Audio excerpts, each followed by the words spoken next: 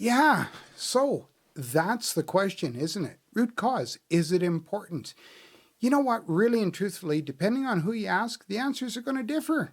Safety professionals are divided. In fact, I was on the other side. I thought that all you needed to do was chase causal factors or contributing factors, fix each one, and you're done.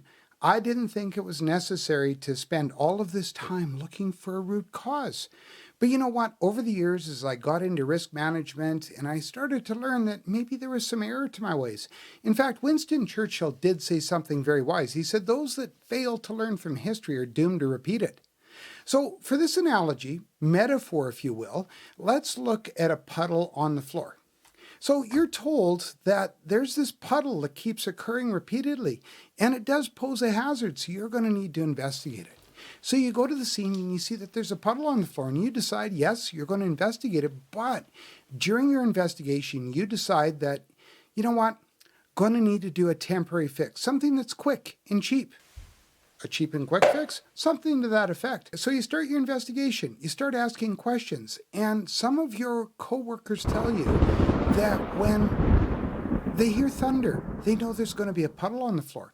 Other coworkers, when they're questioned, they find that thunder brings rain, and when rain comes, there's going to be a puddle on the floor. Meanwhile, during all of this, you find the bucket's starting to get overflowing. So you decide, you know what, meanwhile, I'm going to need a bigger bucket.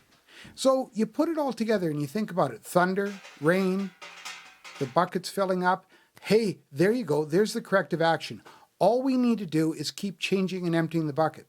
But you can't do it. So you put forward, let's hire somebody to change and empty the bucket. All we're going to need to do is a bit of task management, some hazard assessment, make sure the position's filled. Bang.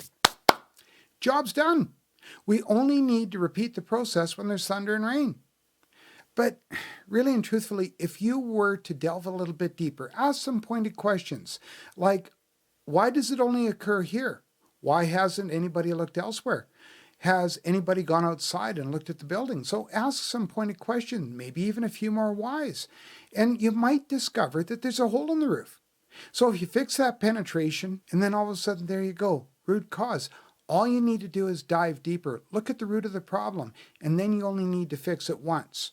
Couple of things to think about here.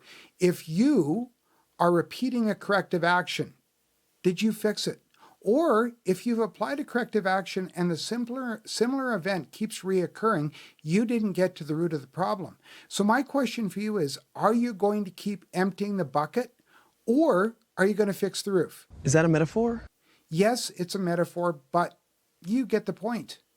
So if you want to know more about root cause, I'm going to be doing a video series on how root cause applies to incident investigation and how it also applies to health and safety.